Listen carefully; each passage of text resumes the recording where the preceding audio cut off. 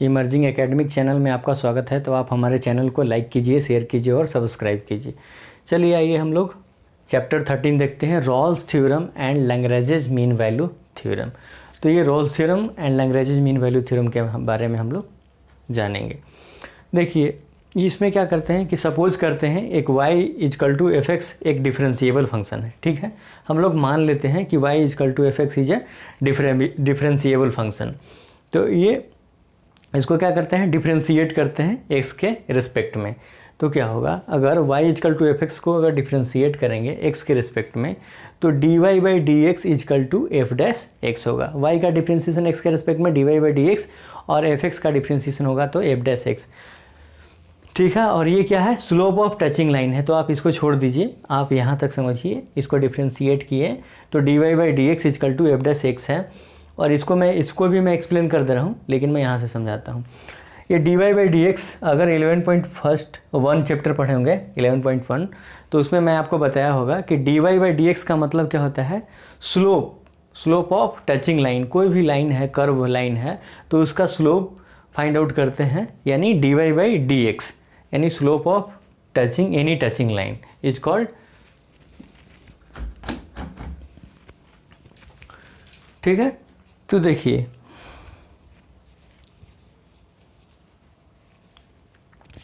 ये D Y by D X equal to F dash X है और ये क्या है, स्लोप ऑफ टचिंग लाइन है। तो हम रोल्स थ्योरम के बारे में जानते हैं। देखिए इसको ग्राफ के बारे में, पहले ग्राफ के बारे में जानिए। इसमें क्या है इस टॉपिक में, देखिए y is equal to F X, ये जो y is equal to F X है, सपोज ये मैंने एक y is equal to F X एक कर्व लाइन ड्रॉ किया। ये क्या है, y is equal to F X का ये कर्व लाइन है। ठीक है, तो y इजकल टू ये एफ एक्स है और इस पे क्या है, एक कंटिन्यूअस है, इसमें कहीं पे रुकावट नहीं है किसी प्रकार का ये कर्व में। ठीक है, तो ये y is equal to F X की लाइन है। तो इसमें हमें स्लोप की बात करते हैं, जैसे D Y by D X equal to F dash X, ये क्या है, slope of touching any line. ठीक है, तो इसमें मैं आपको ग्राफ के थ्रू दिखा रहा हूँ। तो ये जो कर्व है इस पे बहुत सारे, हर पॉइंट पे इसमें क्या होता है, यूनिक क्या होगा, यहाँ पे यूनिक स्पर्श रेखाएं खींची जा सकती है, यानी टचिंग लाइन यहाँ पे ड्रॉ की जा सकती है। तो इसमें क्या होगा, सबका यूनिक स्लोप वैल्यू होगा, यानी D Y by D X का वैल्यू डिफरेंट होगा। अलग अलग डिफरेंट पॉइंट पे डिफरेंट रेखाओं का डिफरेंट स्लोप होगा। सपोज मैंने एक यहाँ पे टेंजेंट लाइन खींचा, स्पर्श रेखा खींचा, और ये एक स्पर्श रेखा खींचा, और ए और बी एक स्पर्श रेखा है। क्या है, ए और बी एक क्या है, ये भी एक टेंजेंट लाइन है। तो चलिए आइए देखते हैं। तो इसमें क्या है, ये जो पॉइंट यहाँ पे ये कर्व है y is equal to F X का, इस पे एक स्पर्श रेखा खींचा, तो ये पॉइंट इसमें टच हुआ, तो ये पॉइंट पे क्या होगा, ये कर्व इसका स्लोप यानी निकाल सकते हैं। तो इसका 1 मैंने डिनोट करके देखा। यहाँ पे ए बी को खींचा है, ए बी एक स्पर्श रेखा है, तो यहाँ पे टच हो रही है इस कर्व पे y is equal to F X का, तो यहाँ पे भी हम स्लोप फाइंड आउट कर सकते हैं। तो ये क्या हुआ, इसको मैंने 2 लिखा है। ठीक है, कि 2 पॉइंट पे इसका स्लोप क्या होगा। यहाँ पे भी टच हो रही है भी, तो यानी 3rd पॉइंट पे ये क्या होगा, D Y by D X slope का वैल्यू क्या होगा वो, और इस पॉइंट पे भी क्या होगा। चलिए सपोज मैं मान लेता हूँ कि 2 पॉइंट पे क्या होगा, जैसे D Y by D X equal to F dash X है, यानी y is equal to F X की एक कर्व है, उसको मैंने डिफरेंशिएट किया तो ये मिला हमें, यानी D Y by D X यानी स्लोप। अब हमें जिस पॉइंट पे हमें स्लोप निकालना है तो हम उस पॉइंट का वैल्यू पुट करेंगे, यानी D Y by D X at हमें यहाँ पे 2 पे निकालना है। तो यानी x का वैल्यू, ये क्या है, ये x कोऑर्डिनेट है और ये y कोऑर्डिनेट है। तो ये x कोऑर्डिनेट है, तो ये क्या हो गया, ये x एक्सिस है और ये y एक्सिस है। तो x एक्सिस पे क्या है, 2 वैल्यू है, तो x इजकल टू 2 वैल्यू अगर इसमें पुट करेंगे तो एफ डैश 2 यानी slope of A B line. ये किसका स्लोप होगा, ये ए बी लाइन का स्लोप है किस पॉइंट पे, 2 पे, जब x का वैल्यू 2 है, यानी x एक्सिस पे। तो एफ डैश 2 यानी slope of A B line. तो इस तरह से आपको पता चल गया होगा कि D Y by D X equal to F dash X equal to, मैंने स्लोप ऑफ टचिंग लाइन बोला, इसका मतलब कोई भी स्पर्श रेखा है, अगर हमें उसका स्लोप निकालना है तो हमें उसका पॉइंट मालूम रहना चाहिए। ए बी का हमें स्लोप से 2 पॉइंट में हमें फाइंड आउट करना है, तो ये वैल्यू मैं इसमें पुट करूँगा तो वो क्या हो जाएगा, ये ए बी की मैं बात कर रहा हूँ तो वो slope of A B line हो जाएगा। ठीक है, चलिए, तो मैं एक चीज़ और मैं इसमें आपको नोट में बताना चाहता हूँ कि नोट जो ए और बी है, ठीक है, ए और बी का मतलब ए बी और ये क्लोज इंटरवल है, तो इसका मतलब होता है ये A B close interval. So including close interval का मतलब क्या होता है, मेरा लिखने का मतलब नोट में ये है कि इस टॉपिक में ये चीज़ें यूज होगी। तो ये क्लोज में ए बी है तो क्लोज इंटरवल हो गया ये ए बी। इसका मतलब क्या होता है, तो इंक्लूडिंग ए और बी को लेकर और बिटवीन ए एंड बी जितनी भी वैल्यू होंगे, इसका मतलब ये हुआ कि क्लोज इंटरवल ए बी का मतलब हुआ इंक्लूडिंग ए और बी को भी शामिल करते हुए और ए और बी के बीच जितनी वैल्यू है उसको भी शामिल करते हुए। ए और बी का मतलब A B close interval A B का मतलब हुआ, ठीक है, यानी क्लोज इंटरवल ए बी का मतलब हुआ including A and B and between those values. और ए वी ओपन इंटरवल का मतलब क्या होता है कि between A and V values, between A and V values, यानी ए और बी के बीच जितनी भी वैल्यू होंगी उसको लेकर और एक्सेप्ट ए बी, यानी ए बी को छोड़कर ए और बी के बीच की जो भी वैल्यू होंगी उसको हम बोलते हैं ओपन इंटरवल ए बी। तो आपको ये समझ में आ गया होगा। और रोल्स थ्योरम क्या है, उसके क्या पॉइंट्स हैं, वो पॉइंट्स मैं लिखा रहा हूँ और उसके अकॉर्डिंग मैं ग्राफ से उस पॉइंट को समझाऊंगा ताकि आपको ईजिली समझ में आएगा। ऐसा नहीं कि मैं पॉइंट्स बस मैं लिखा दूं, आप रट लीजिए, बस आप क्वेश्चन कीजिए, तो वो बिल्कुल नहीं, वो करने से आपको ज़्यादा समझ में नहीं आएगा।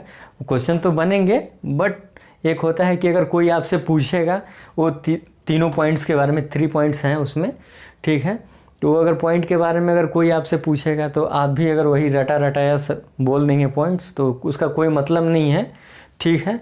और क्वेश्चन भी बनेंगे अगर मैं ऐसा पॉइंट केवल लिखा दूं, लेकिन मैं उसको अच्छे से एज अ ग्राफ से मैं आपको समझाऊंगा कि वो पॉइंट्स का क्या मतलब है।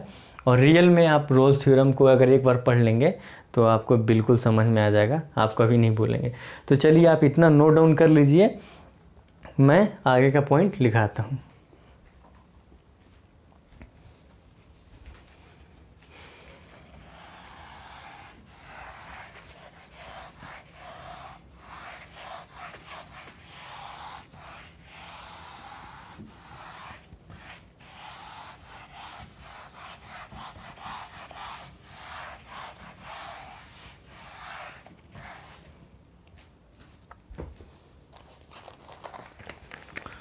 तो रोल्स थ्योरम का स्टेटमेंट्स क्या है, देखिए आइए चलिए देखते हैं रोल्स थ्योरम का स्टेटमेंट्स। तो ये रोल्स थ्योरम के बारे में पहले पढ़ रहे हैं हम लोग। तो रोल्स थ्योरम का स्टेटमेंट क्या होता है, ये जो रोल्स थ्योरम है उसका स्टेटमेंट्स क्या होते हैं, स्टेटमेंट्स, रोल्स थ्योरम क्या कहता है, उसके स्टेटमेंट्स क्या हैं। चलिए आइए स्टेटमेंट्स के बारे में जानते हैं।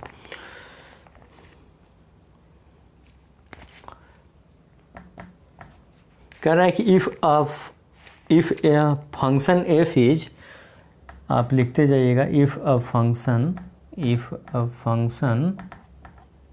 F is, if a function, एक फंक्शन एफ है, ठीक है, उसको क्या क्या स्टेटमेंट सेटिस्फाई करना चाहिए रोल्स थ्योरम के लिए, वो पॉइंट के बारे में जानते हैं। तो एक फंक्शन एफ है तो उसको क्या क्या सेटिस्फाई करना चाहिए स्टेटमेंट्स को रोल्स थ्योरम के लिए। Continuous in the close interval A B, वो क्या होना चाहिए, मैं बोल रहा हूँ तो आप लिखिएगा, आप ऐसा नहीं कि मैं लिख रहा हूँ उसी को आप लिखिएगा, मैं बोल रहा हूँ ताकि वो आपको आसानी से सुनाई देगा। हो सकता है मैं यहाँ पे लिखूँ आपको समझ में ना आए, तो कोशिश कीजिएगा कि जो मैं बोल रहा हूँ उसके पैरेलल में ही लिख लें पॉइंट, और जो मैं समझाऊँगा उसको आप पॉज करके आप वीडियो देख सकते हैं। तो कह रहा है कि if a function F is continuous in the close interval A B, ये कंटिन्यूअस कहाँ होना चाहिए, कंटिन्यूअस इन द ये कंटिन्यूअस होना चाहिए in the closed interval A B. मैंने क्लोज इंटरवल के बारे में बताया, ऐसे डिनोट करते हैं। कह रहा है कि if a function F is continuous होना चाहिए। पहला स्टेटमेंट क्या है कि continuous in the close interval A B, उस वैल्यू को, ए फंक्शन को क्लोज इंटरवल ए बी के लिए क्या होना चाहिए, कंटिन्यूअस होना चाहिए। दैट इज मीन्स, इसका मतलब क्या हुआ, that is means continuous at each point in the interval, यानी continuous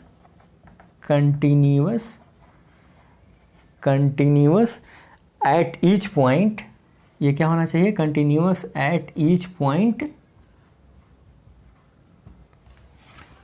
in the interval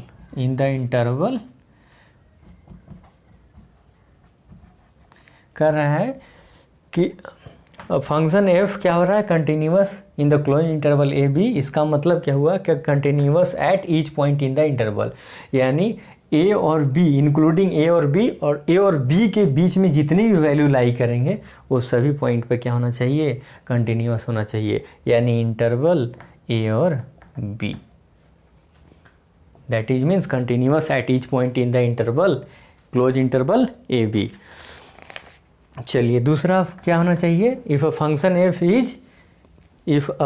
F is differentiable होना चाहिए। क्या होना चाहिए, differentiable. If a function F is differentiable in an open interval, कहाँ पे, ये डिफरेंशिएबल फंक्शन कहाँ पे होना चाहिए, in an open interval. Open interval का साइन कैसा होता है, मैंने अभी नोट में बताया था, ओपन इंटरवल ए बी। ये फंक्शन एफ डिफरेंशिएबल होना चाहिए in an open interval A B. That is means, इसका क्या मतलब हुआ कि इसके बीच का, यानी ए और बी का जो भी वैल्यू होगा, that is means differentiable eight each point. इसको दैट इज मीन्स और भी लिख सकते हैं, that is means differentiable eight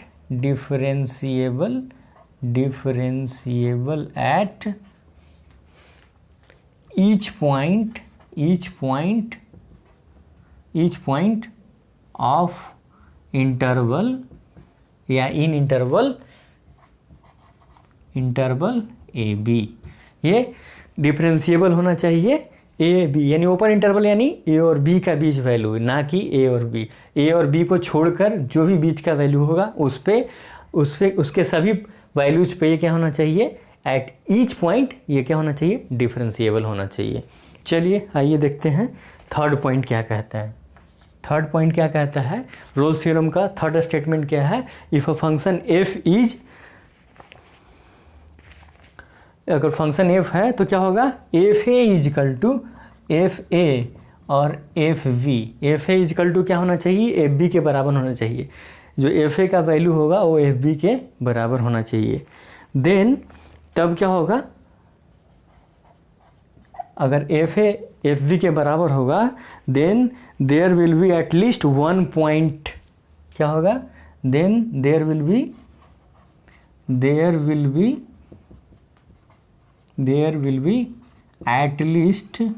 at least one point f a is equal to f b, then there will be at least one point, कम से कम एक point होगा, जो पॉइंट का नाम यहाँ पे c है। क्या है, c in the interval A B. कहाँ पे होना चाहिए वो c point, in the interval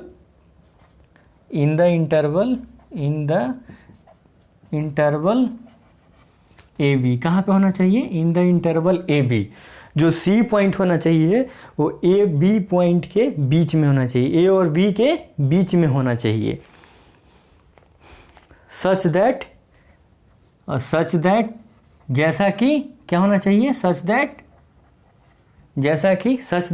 क्या होना चाहिए वहाँ पे, F dash C is equal to zero होना चाहिए। क्या होना चाहिए, F dash C is equal to zero, यानी जो सी पॉइंट होगा उस सी पॉइंट पे इसका वैल्यू जीरो होना चाहिए, यानी क्या होना चाहिए, उसका स्लोप जीरो होना चाहिए। F dash C is equal to 0, यानी एफ डैश सी यानी क्या, सी पॉइंट पे वो dy बाई डी एक्स का वैल्यू 0, यानी slope of that point should be 0। तो उस पॉइंट पे क्या होना चाहिए, 0 होना चाहिए। तो आप ये पॉइंट नोट डाउन कर लीजिए कि if F A is equal to F B then there will be at least 1 point, कम से कम एक पॉइंट होना चाहिए। ज़्यादा से ज़्यादा हो सकता है लेकिन कम से कम एक पॉइंट होना चाहिए। पॉइंट जो है सी है in the interval A B, A और बी के बीच में एक पॉइंट सी होना चाहिए, जो कि सच दैट जैसा कि एफ डैश सी, यानी इस पॉइंट पे एफ डैश सी का वैल्यू कितना होना चाहिए, 0 होना चाहिए। तो ये रोल्स थ्योरम का 3 स्टेटमेंट है।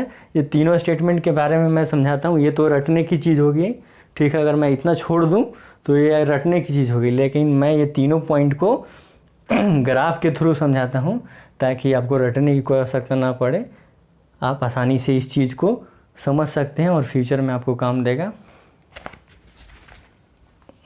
तो चलिए हम ग्राफ बनाते हैं।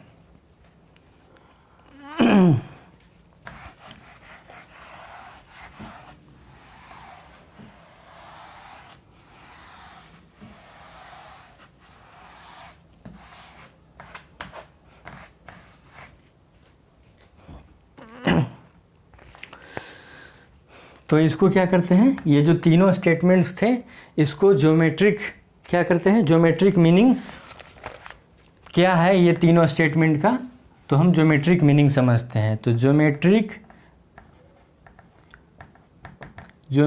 Meaning of Rolle's theorem, geometric meaning of Rolle's theorem, geometric meaning of Rolle's theorem.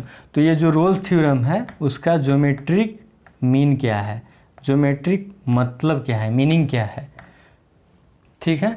तो ये जो रोल्स थ्योरम है उसका ज्योमेट्रिक मीनिंग क्या है उसके बारे में जानते हैं। चलिए आइए, तो इसको हम पहले ग्राफ में बना लेता हूँ, उसके अकॉर्डिंग तीनों पॉइंट को उस ग्राफ में मैं दिखाऊंगा कि कैसे हुआ, वो तीनों स्टेटमेंट्स कैसे आए, कैसे सेटिस्फाई कर रहा है एज ए ज्योमेट्रिकली। तो चलिए, एक वाई कोऑर्डिनेट, एक वाई एक्सिस और एक्स एक्सिस,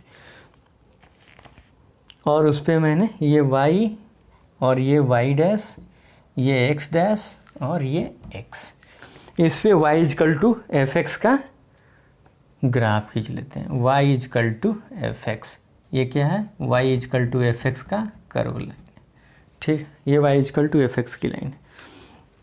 इस पे एक ए और बी, एक ये पॉइंट है, ये क्या है, ये ए पॉइंट है और ये बी पॉइंट है।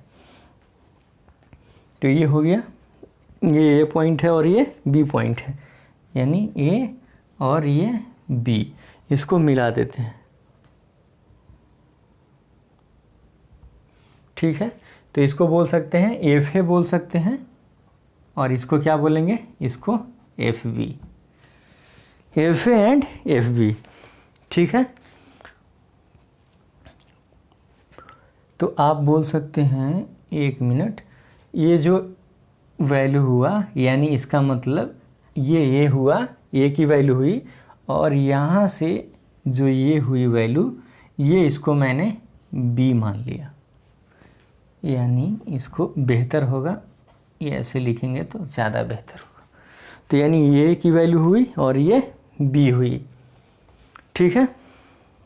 यानी वाई कोऑर्डिनेट से यहाँ तक ये वैल्यू को बी बोलेंगे और ये वैल्यू है, ठीक है। तो आइए हम लोग ज्योमेट्रिक मीनिंग समझते हैं। तो हम लोग पहले मान लेते हैं, suppose Y is equal to F X, suppose क्या, y is equal to F X एक फंक्शन है, y is equal to F X, ये क्या है, इसका ग्राफ मैंने ले लिया, ड्रॉ कर लिया है। तो suppose y is equal to F X, graph from कहाँ, from A to B, F X graph from, जो मैंने लिया है उसी को मैं यहाँ रिटन फॉर्म में लिख रहा हूँ। ए बी कर्व यानी y is equal to F X का ये कर्व हुआ, तो मैं उसी को लिख रहा हूँ। Suppose y is equal to F X graph from कहाँ से कहाँ तक, फ्रॉम ए टू बी, ठीक है, from point A to B लिखेंगे तो बेहतर होगा। From point A to B, कहाँ से कहाँ तक? From A to B, from point A to B. ठीक है, इज कंटिन्यूअस एट, क्या है पहला पॉइंट क्या था? रोल्स थ्योरम का आप तीनों स्टेटमेंट को देखिए कि y is equal to F X का ग्राफ कहाँ से कहाँ तक है? ए टू बी तक है, from point A to B तक है। और ये क्या है?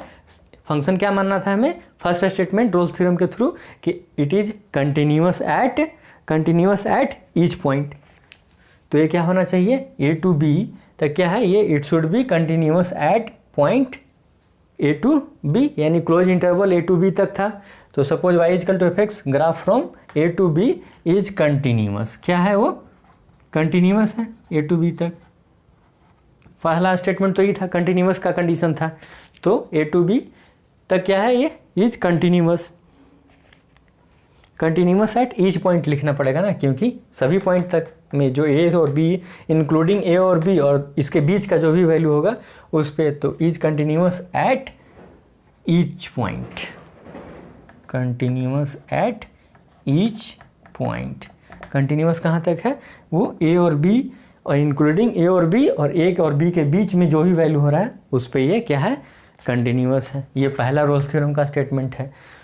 ठीक है, क्योंकि ए और बी तक कंटिन्यूअस इसलिए है, आप देखिए ये जो एक कर्व है इसमें कहीं कोई रुकावट है किसी प्रकार का?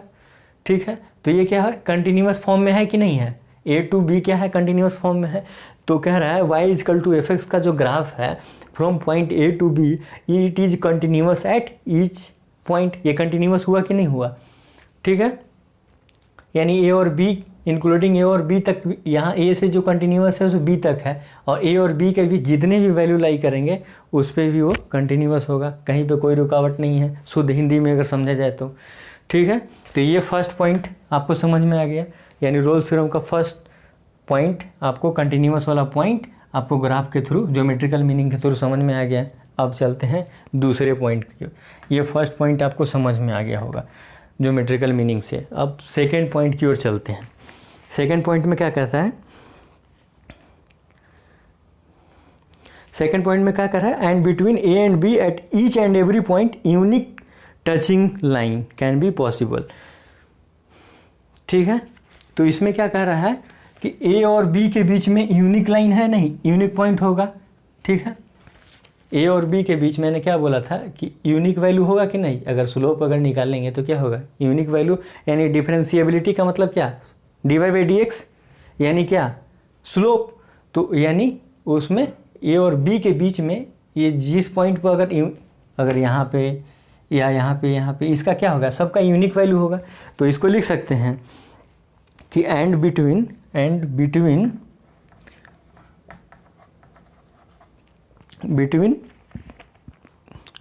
बी, ए और बी के बीच में,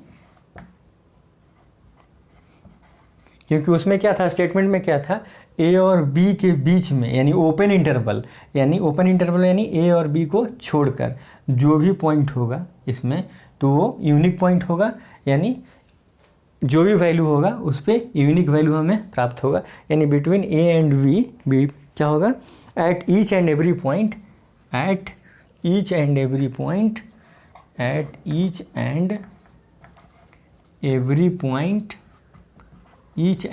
पॉइंट क्या होगा? यूनिक टचिंग लाइन होगा। अलग अलग टचिंग लाइन होगा, यानी अलग अलग लाइन का अलग अलग स्लोप होगा, यानी यूनिक टचिंग लाइन होगा कि नहीं होगा? Eight each and every point unique touching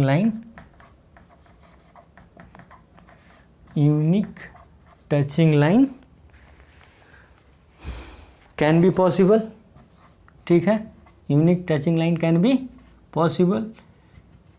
तो ये स्टेटमेंट भी क्लियर हुआ आपको ज्योमेट्रिकल मीनिंग से। अब आते हैं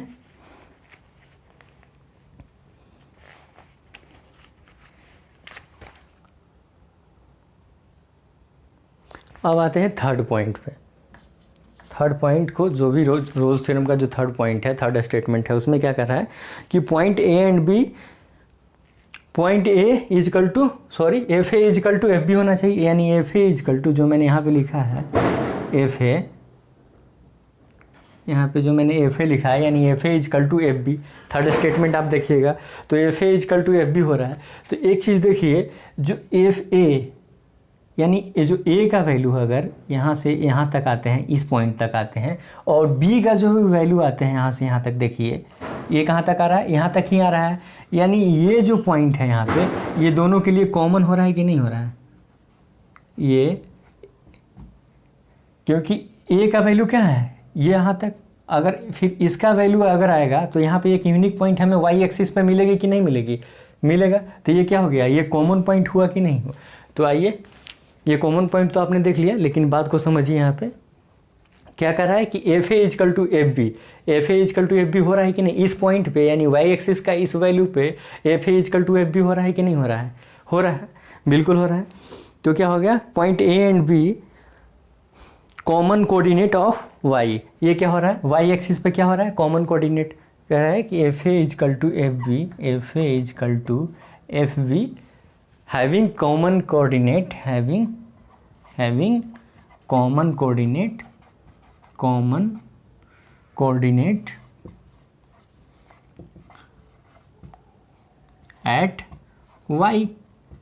y एक्सिस पे है कि नहीं, एट y एक्सिस भी लिख सकते हैं, आपको समझना है तो y एक्सिस पे ये कॉमन आ रहा है कि नहीं, क्योंकि ये कहाँ से है, a का वैल्यू यहाँ से यहाँ तक है और b का वैल्यू कहाँ से, यहाँ इसी पॉइंट से है, यानी कॉमन पॉइंट ये हुआ कि नहीं y एक्सिस पे। तो यानी इस कंडीशन के लिए, इस पॉइंट के लिए F A is equal to F B हुआ having common coordinate at Y axis. तो ये आपको तो थर्ड पॉइंट समझ में आ रहा है, लेकिन इसमें क्या है, एफ डैश सी का वैल्यू 0 होना चाहिए when that value will lie between A and B, और जो सी है वो ए और बी के बीच में है, और वो एफ डैश सी का वैल्यू क्या होना चाहिए, वो 0 होता है। यानी ए और बी के बीच एक सी पॉइंट है, ए और बी के बीच में एक सी पॉइंट मैंने ले लिया, ये कहीं भी हो सकता है, यहाँ भी हो सकता है, यहाँ भी हो सकता है, लेकिन मैं सुविधा के लिए मैंने यहाँ पे ले लिया बीच में। तो ये क्या है, ये सी है, सी पॉइंट मैंने ले लिया। तो ए और बी के बीच में थर्ड स्टेटमेंट में रोल्स थ्योरम में क्या बोल रहा है कि ए और बी के बीच में एक सी पॉइंट है, उसमें एफ डैश सी का वैल्यू क्या होना चाहिए, 0। तो ये सी पॉइंट है, तो यहाँ पे देखिए अगर ये सी पॉइंट है तो ये सी पॉइंट है, तो अगर इसका अगर एक टचिंग लाइन खींचा जाए, ये टचिंग लाइन मैंने खींचा, तो इसका अगर ये क्या है, ये अगर लाइन देखा जाए, टचिंग लाइन जो है ये क्या है, पैरेलल टू एक्स एक्सिस है कि नहीं, ये पैरेलल टू एक्स एक्सिस है, यानी उसका स्लोप क्या हो गया, 0 होगा कि नहीं होगा। तो इस कंडीशन में क्या होगा, तो एफ डैश सी क्या होना चाहिए, F dash C is equal to क्या हो जाएगा, F dash C at point C, यानी F dash C at point C, कहाँ पे, पॉइंट सी पे, एट पॉइंट सी पे क्या हो रहा है, स्लोप ऑफ टचिंग लाइन,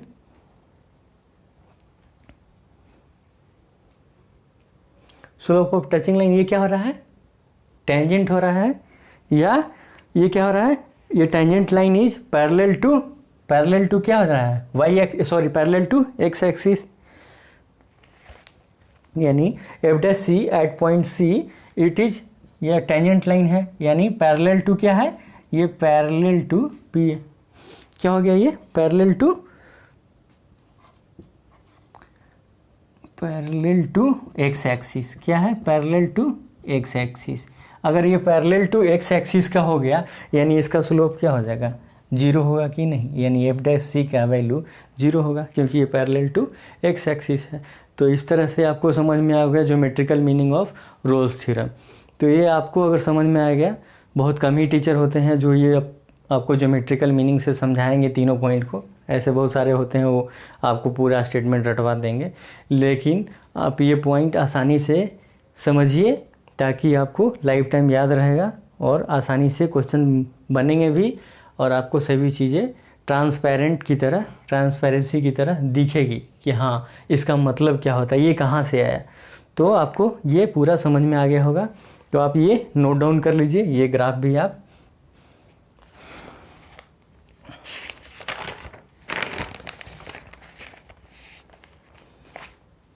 ठीक है।